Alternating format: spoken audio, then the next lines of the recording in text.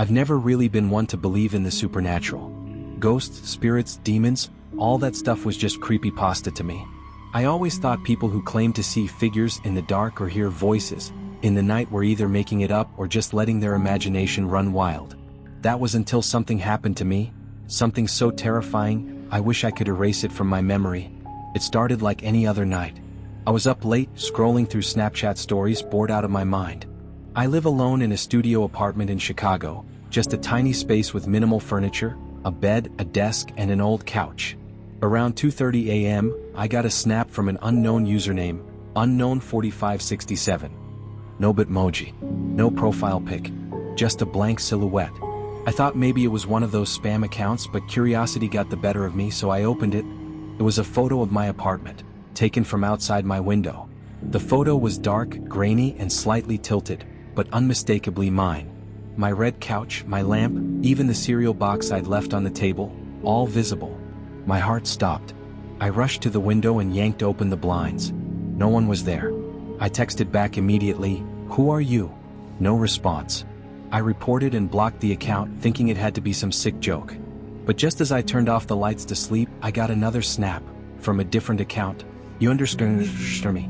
The image was taken from inside my apartment this time, of me, lying on the bed. My mouth was slightly open, eyes closed. It looked like I was asleep, but I knew I wasn't. I had just taken that exact position seconds ago. I sat up in bed, drenched in sweat. Oh, how could someone take that photo and send it to me if I was the only one there? I checked every inch of my apartment.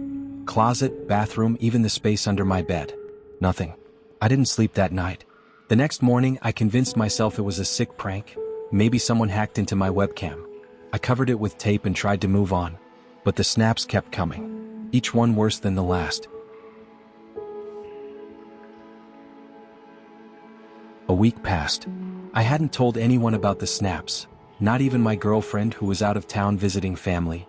I thought it would stop on its own, but it didn't. The next snap came in while I was in the shower. This time it was a video. I hesitated before playing it. It was only 6 seconds long, but what I saw still gives me nightmares. The video was filmed from inside my bathroom. You could hear the water running and see the fogged up mirror. Then, a handprint slowly appeared on the glass. It wasn't mine. I wasn't even facing the mirror. It looked like someone, or something, had been watching me from behind. I screamed, slipped, and almost broke my arm trying to get out of the shower. Again, I checked everything. I even called my building manager to check the security footage. He looked confused. "You haven't had a working security camera for weeks," he said. "They're still being replaced." That night, I finally told my girlfriend, Alina. She thought I was having some kind of breakdown and begged me to come stay with her parents. I almost did until the next snap came in. This time it was from my deceased best friend, Tyler. Tyler died 2 years ago in a car crash. We had been inseparable since middle school, and losing him messed me up pretty badly.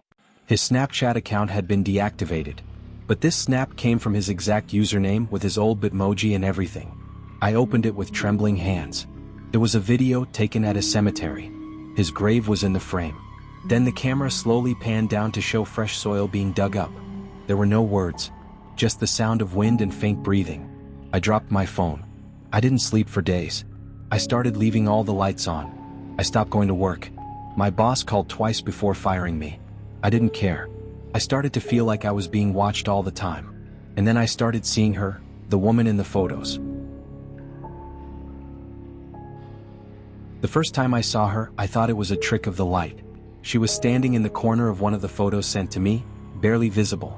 Her long jet black hair covered most of her face, and her arms hung unnaturally low. I zoomed in, and as I did, I swear her face moved ever so slightly. Her eyes, sunken and hollow, seemed to follow me. I deleted the snap, but it didn't help. She appeared again and again.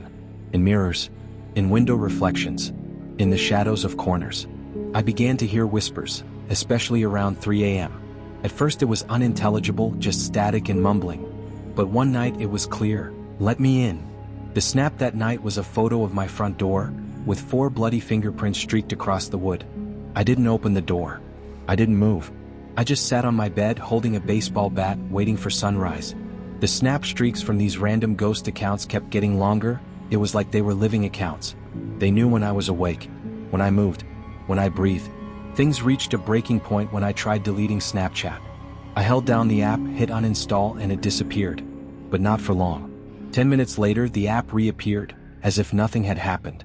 The next snap read, "You can't delete me." I threw my phone against the wall. It cracked, but the screen lit up again with her face. The woman, now fully visible, smiling wide with jagged teeth and completely black eyes. I screamed. I called Alina and begged her to come over. When she arrived, I was curled up in the corner of my room, whispering nonsense. She didn't know what to believe until she checked my phone. The snap was still there. She dropped the phone and said, "We're leaving. Right now." We drove to her parents' house, 3 hours away, and I stayed there for a week. No snaps. No nightmares. Nothing. I thought maybe I had escaped whatever it was. Until her little sister came up to me one morning and asked, "Why was that lady standing over your bed last night?"